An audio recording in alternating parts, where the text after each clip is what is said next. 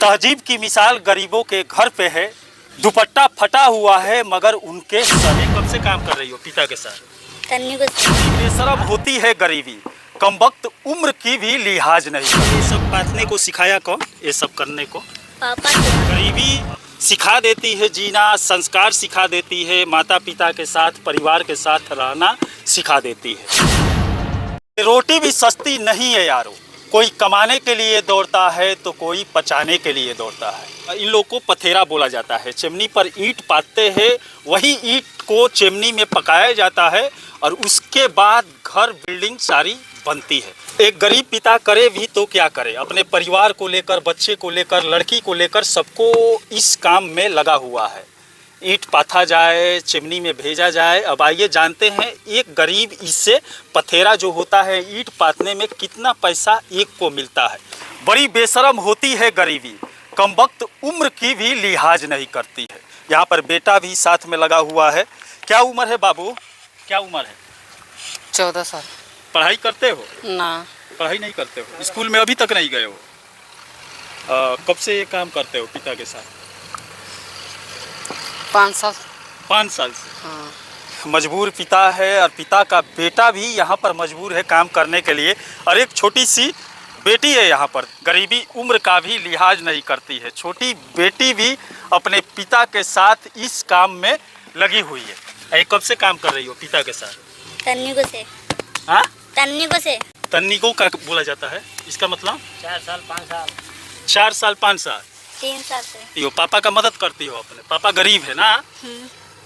कितना कमा लेती हो? कमा कर अपने पास रखती हो कि पापा को देती हो? पापा को। पापा को देती हो। हाँ। अच्छा, कहाँ घर है तुम्हारा? जहानाबाद।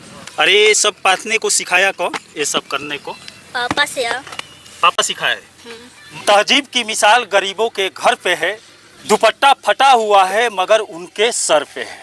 यहाँ पर देख सकते हैं संस्कार जो भरा होता है गरीबों के घर में होता है, गरीबों के पास होता है। और संस्कार जो होता है गरीब की बेटी के पास होता है, बेटे के पास होता है। गरीबी सिखा देती है जीना, संस्कार सिखा देती है, माता पिता के साथ परिवार के साथ रहना सिखा देती है।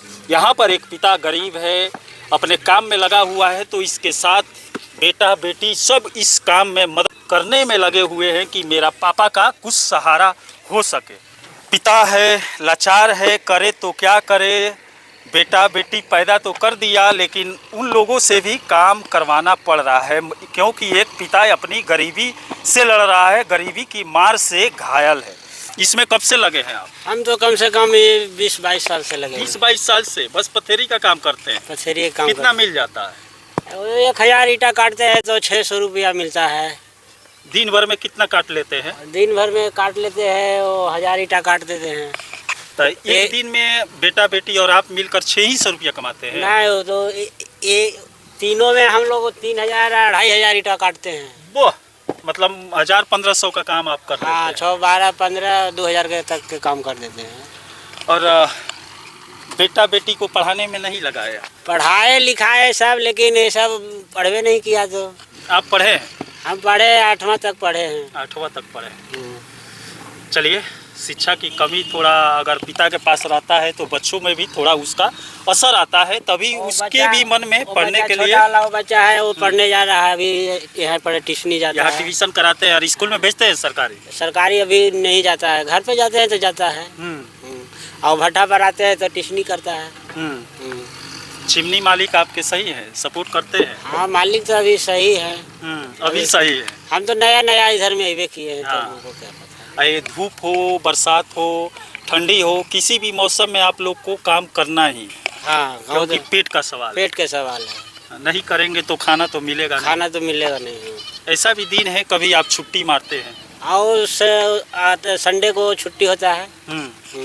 तो आप अपने ही छुट्टी मारते हैं या चिमनी मालिक के तरफ से छुट्टी दिया जाता है? नहीं, अपने मारते हैं। अपने मारते हैं। अपने मर्जी का काम है, जितना काम करेंगे उतना पैसा मिलेगा। हाँ, जितना काम करेंगे उतना पैसा मिलेगा। मेरे हिस्से की रोटी सीधा मुझे दे दे खुदा, तेरे बंदे तो बड़ा जलील करते हैं। दिन भर मजदूरी करने के बाद, मेहनत करने के बाद कुछ पैसा बनता है। एक दिन ये लोग काम ना करें तो शायद इन लोग का पेट में अनाज नहीं जा पाएगा। अब बेटा बेटी और पिता मिलकर 2500 से लेकर 3000 तक ईंटा पाथ देते हैं और इन लोगों को चिमनी पर पथेरी बोला जाता है।